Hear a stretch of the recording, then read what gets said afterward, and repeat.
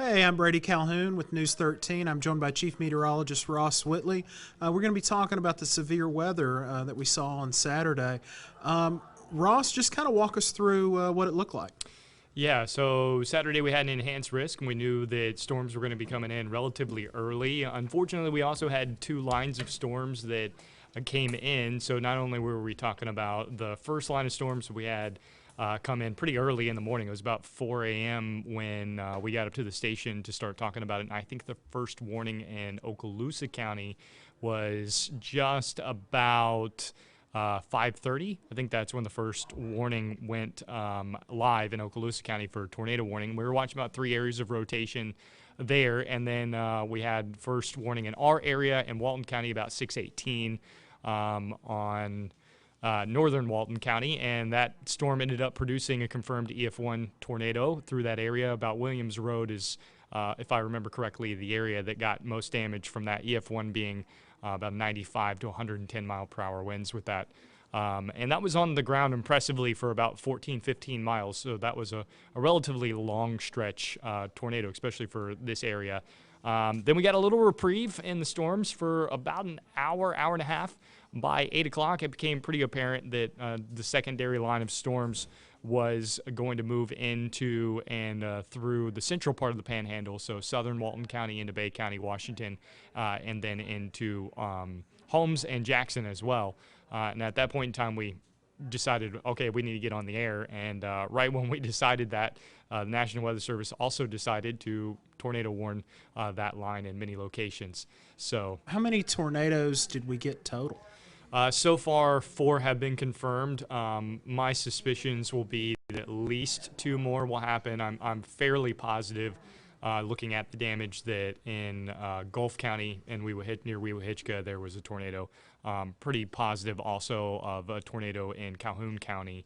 So I think those 2 will at least be other confirms. But it's very possible from the damage that we had that there were several more quick spin-ups that may have only been on the ground for a couple hundred yards that did damage. Along with that, we had pretty widespread straight line winds, 60 to 80 miles an hour. So a lot of people had damage from that on top of the tornadoes that were around the area. So not everyone that saw damage had a tornado. Many locations just experienced strong winds, but we know that strong winds can do a whole lot of damage, especially when you're talking upwards of 80 miles an hour. That's you're talking about stuff that's going to do damage. Unfortunately, we know it too well. Yes. I was watching you Saturday morning, sitting in my cozy house, hoping everything was going to be okay, and it was like you were basically saying this whole line, this whole section of Panama City Beach, you all need to go now. Whereas sometimes when you're watching a tornado, you can actually say street by street. Yes. But this was a different animal. Yeah, yeah. So basically, to get not too technical here, the first line of storms really enhanced the second line of storms.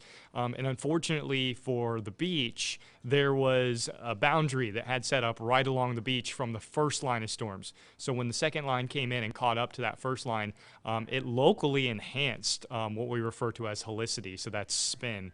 And really, honestly, in my career, and probably in most careers, I don't know if I've ever looked at a velocity signature on radar and thought there could be 3 tornadoes ongoing within a few miles of each other in a line of storms. It's pretty unheard of. Now, waterspouts are a little bit different because of the spacing and the lack of friction. You don't have houses, trees, things like that. So you can have them being a little bit closer together, but these weren't waterspouts, the typical fair weather waterspouts. These were supercell tornadoes produced by a supercell thunderstorm that just happened to be forming over the water. And it was obvious on radar that not only did we have areas where there could be spin, we also had a pretty large area of 60 to possibly even up to 90 mile per hour winds. In fact, the National Weather Service severe warned the line, then tornado warned the line, then adjusted the severe thunderstorm warning after they posted the tornado warning, saying that winds up to 80 miles an hour are possible, with the original severe thunderstorm warning being 60. So they were seeing the same things that we were seeing here, which was, hey, this is not only could this have multiple tornadoes in it, we could also be talking about a very large area of strong winds. And unfortunately, that's exactly what happened. Is we had, what I believe on the beach, I think we had 3. Confirmed, we had 2. But from the videos and things that I've seen, I believe there were 3 water spouts that then became tornadoes make landfall on the beach. Then we had a confirmed EF1 in Lynn Haven. I'm fairly positive that we will probably get a confirmed today out of another one out of Bay County just south of Bayou George. Several trees were down in that area, and looking off of the damage, I'm betting that's going to be confirmed tornado as well. So that'll make 4 or 5 in Bay County. We have 3 thus far, but I could easily see it being 5 in Bay County. Wow. You don't. Anytime you see someone's home or their business or their car destroyed, you don't think of, you don't think of yourself as lucky. But if we had 5 tornadoes on the ground, and as far as what I remember from our coverage, I don't think we had any injuries or deaths or anything like that. Right. So, we really sort of dodged a bullet here. Yeah, no, I think it's incredibly lucky that there were no injuries when I first started seeing the damaging coming through, especially the what is now confirmed EF2, so that's 125 mile per hour winds near Laguna Beach, and considering that there were 4 people in that store when the roof got ripped off and nobody in there gets injured. That's awesome that no one was injured. It's terrible that they got hit by a EF2 tornado. And speaking to the rarity of that will be the strongest tornado in Bay County since the 2004 Ivan tornado. So yeah, that's pretty rare air for strength of a tornado making landfall touching down, so to speak, in Bay County. So it's an impressive event, and I believe that the numbers are going to represent that. It may take, everybody wants to know where they have damage, was it a tornado, it may take a few days before we get all of the information out there. It might even take a week before they get all the surveys done, just because we had so many areas that saw, straight line winds and or possibly tornadoes. So they're going to have to go out and do surveys of each one of those individual areas. And you're talking about a team of 5-6 meteorologists that are going out there and walking the ground. It's not like they can. How do they do it? Yeah, they go out to the damage? locations, right? Basically, they rely on reports. So they'll rely on people sending in reports to the National Weather Service. You can do that on Twitter, or you can go to their website and do that and send them a report. Or if you want to shortcut it, you can send us a report and we'll send it to them. Been doing that a lot over the last several days, where people have sent me videos on Facebook and stuff, and I've just kind of forwarded that back on to the National Weather Service. But they rely on those reports, and they rely on radar data. So they'll go back to the event and they'll find areas that they believe are suspected tornadoes, and then they'll go out and survey those areas. So they send a team of about 5-6 meteorologists. Sometimes it's as small as about 2 if they have a lot of stuff to cover, and they'll get on the ground where they believe the tornado first made touchdown, and then they will walk that entire length of that area, taking pictures and surveying and determining basically what the wind speeds are. So yesterday's 15-miler in Walton County obviously took up the majority of the day's survey because they, So it was on the ground for 15 miles? Yes. How does is that really abnormal for it to be on the ground for that length of time? Not really. I mean, most tornadoes, majority of tornadoes are short-lived, meaning less than 5 miles. We start talking long track when it gets over 50 miles. So, 15 miles I would say is probably somewhere in the average range of distance for tornado. And you have to remember that, peak intensity is what the rating is. So EF1 meaning that's the strongest the tornado was during the entire length of its path. Most of the damage may be, EF0 or even less. But if there's one spot that has EF1 damage, then that's what the rating gets. So obviously, places, even in Lynn Haven and out on the beach, you may have had tornado damage or leftover circulation, but it was not discernible enough to say, yeah, this was part of the parent tornado and not some part of the wraparound wind from the tornado or a downburst associated with the tornado. I mean, there's a whole lot of factors that go into that. And, you know, the EF2 aspect of the Laguna Beach one would be basically where the blue convenience store is. That's obviously EF2 damage. So that, you know, gives you a good idea, and that's how they come up with it. So I wanted to talk for just a minute about safety.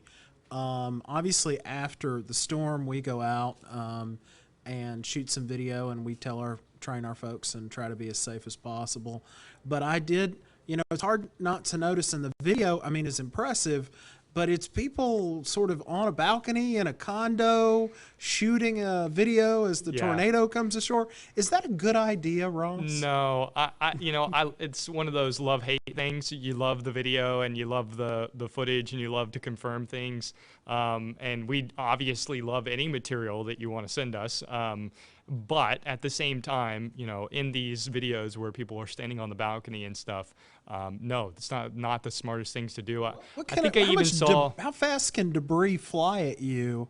You know, if you're on a standing outside, you know, while a tornado's happening. So I saw the video that I think the video we're referring to here is the guy standing on the balcony, YouTube video that tornado went by pretty close, and he was pretty lucky that those probably are hurricane windows rated to withstand likely 140, 150 mile per hour winds.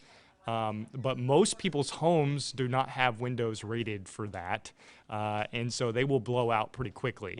So it's not really the pressure difference. It is more or less the wind that gets pressed against it in a blowout. So he's lucky. You're lucky if you're standing out on a balcony or near a window and nothing breaks. That's why you tell people to get to the interior. We don't have basements in Florida, you know. So right. But get to the interior Most of the interior house, room, yeah. You know, in the bathroom, in a hallway. Exactly. It doesn't matter if you're in one of the high rises on the hotel or out on the beach, something like that. Get to the bathroom. Most interior room, that's going to be the closest to the hallway. People will say, "Well, should I get in the stairwell?" No, get into the bathroom. You know, that's why they put the bathrooms where they put the bathrooms. A, because it's easiest way to plumb to do the plumbing, and B, because that's going to be the most secure part of that room in case of a disaster. So always just get to the bathroom. If you're on a house on stilts, say like in Mexico Beach or something like that, most interior room. Obviously you can't get to a lower level because you're on stilts. So most interior room. And the reason we say that is because there are videos and pictures after pictures after pictures after pictures of 2x4s, tree limbs, whatever you want to call it, being lodged through an exterior wall into a home from a tornado. So the windows may have stayed intact, and then yet you see this massive 2x4 that is just shoved in an exterior wall through brick. You know, it doesn't matter. It'll go through a wall and it'll go through brick. You're right. Not you don't want to be near it. Exactly. And that, you know, that's why we say don't be near the windows either, because if it can throw it through brick, it can certainly throw it through glass. So yeah, that's one of those reasons where you put as many walls between you and the outside as possible. And you know, if it's EF3 or higher, that's where you're going to stand the highest chance of survival. EF2, EF1, EF0s still see damage like that, where 2x4s are thrown through exterior walls, which is why you want to put, you know, 3-4 walls if you can between you and the outside. But, you know, once we get into those higher intensity ranges, you know, you really, really have to be in those interior locations or a low level. And certainly around here, we have plenty of mobile homes. And my advice always is, if you live in a manufactured home, even if you have hurricane straps, tornado straps, whatever you want to call them, and you say that it's anchored down, it doesn't matter. Get out, have a plan that you can get to a safe location within 5 minutes. The average lead time of a tornado warning is about 15 minutes. So if you can be in a safe place within 5 minutes of a warning, then that's the best idea. So if you're in a mobile home, manufactured home, things like that, just have something that you can get to within 5 minutes as your safe place, because even weak tornadoes, EF0s, will just disintegrate mobile homes. And especially the ones that aren't strapped down, those just go for a ride. Yeah, I saw pictures. We have the 18-wheeler on here flipped over. Also saw a picture of a car. Is not light. No. It's not easy to pick up. Right, and I also saw a picture of a car completely flipped over underneath a billboard. I think that was in near Lynn Haven and like John Pitts Road, something like that. I think that's where it was. And that was, that's EF1, probably EF0. I've seen, EF0s pick up cars and flip them over. I mean, that's why you don't travel during severe weather either.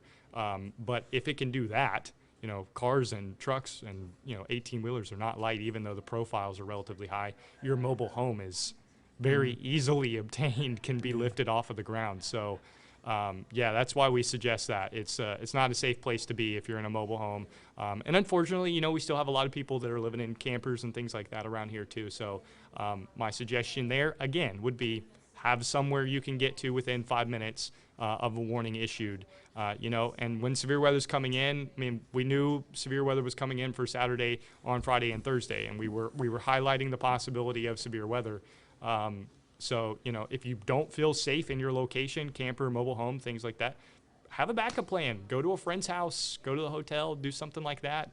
And the best place to get warnings, I had multiple people talk and just, talk about the Storm Track 13 app because good. It not only will send you a warning, it does this unbelievable thing of sending you when lightning strikes are within 15 miles. And then it's going to tell you that a dangerous storm is approaching, and it's going to give you a tornado threat on that. So it's either going to say low, medium, or high on that tornado threat. And then if it is tornado warned or severe thunderstorm warned, you're going to get that notification too. So for the same storm, you're going to get 3 notifications to alert you to safety, on top of, being able to flip on the television if a tornado warning's posted and seeing us in here, myself, Lauren, or Grace. And when we go live, when there's a tornado warning, you can watch it on the app, right? I mean, so I know that I had some friends who had, we all have Wi-Fi troubles sometimes, especially when, so my TV's Wi-Fi, you know what I mean? I don't have cable, but regardless of how you have it, if that goes down, if the cable goes down, if the Wi-Fi goes down, well, hopefully maybe Verizon's working today or T-Mobile. I was watching, I couldn't watch anything on my TV, but I could watch it on my phone, and so I could watch you on the app and stay up to date. I was waiting for the all clear for Callaway, which you gave us, and I was like, okay, I'm good now. I'm going to go outside and play in the power poles or whatever. No, of course not. But the app is just a great tool, and it's great that there are multiple ways now. We live in, I'm old enough to remember when my cell phone was a flip phone, and it was just a call. That's all you could do with it, right? Call, and so now we can watch TV on it and all those kinds of cool things. Yep. And we can stay up to date with severe weather. Absolutely. So one last thing to add to that would be if you do have the app, make sure you have your location services turned on, because it will not work correctly if it does not know where you are. It cannot alert you to severe weather coming in if it can't tell where you are. That seems logical, but sometimes sometimes you download it and you just assume that that it's working the way it needs to, but you really do have to go in there and turn those location services on for the app.